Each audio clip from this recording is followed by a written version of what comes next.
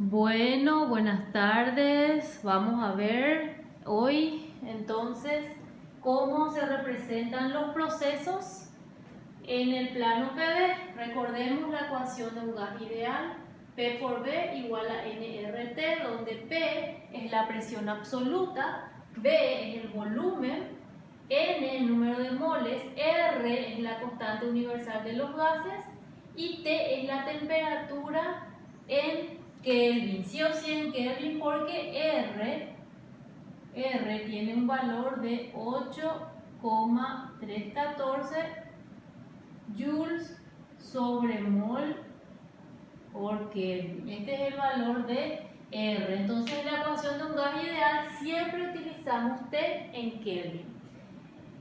Ya habrán leído los materiales que les presenté en el curso. Entonces, cuando lean todo eso, se van a dar cuenta que vamos a utilizar el plano PV para representar los procesos, o sea, el plano presión versus volumen.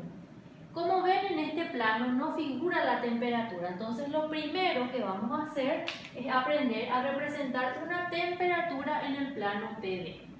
Cuando las temperaturas se proyectan sobre este plano, nos damos cuenta que son hipérbolas, o sea que esta curva, que es una hipérbola, esta representa una única temperatura, le voy a llamar T1, ¿sí? Y si voy a dibujar una temperatura diferente, entonces tengo que dibujar una curva diferente. Entonces acá, la curva que estoy haciendo de rojo, por ejemplo, que tiene forma de hipérbola también, esta sería la temperatura T2. Y así sucesivamente se pueden dibujar varias hipérbolas. Entonces a estas hipérbolas se le denominan también isotermas. ¿Por qué? Porque representan una temperatura específica. Entonces acá en estas dos temperaturas representadas vemos que la temperatura 2 es mayor a la temperatura 1 porque va quedando más encima. A medida que van quedando más arriba representan también mayores temperaturas. Entonces vamos a ver primerito cómo se representa un proceso isotérmico. Recordemos que el proceso isotérmico es aquel en el cual no varía la temperatura. Entonces siempre vamos a utilizar el plano PV para representar todos los procesos termodinámicos. Entonces dibujamos primero el plano,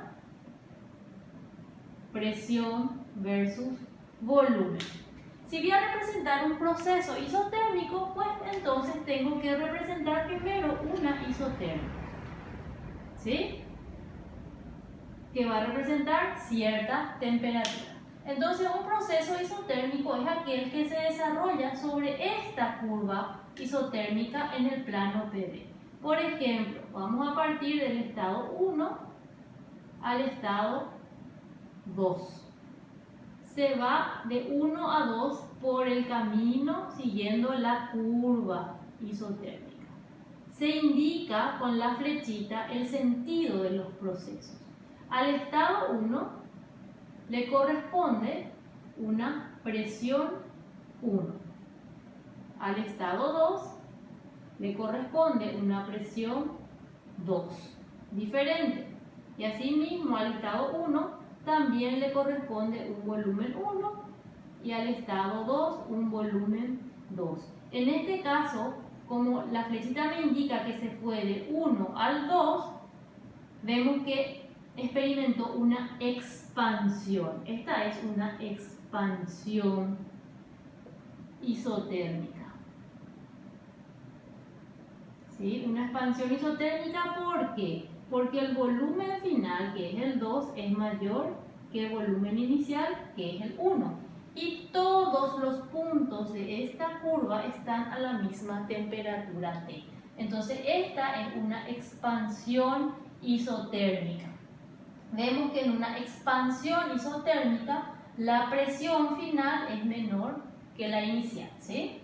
El volumen, por supuesto, es mayor porque estamos hablando de una expansión.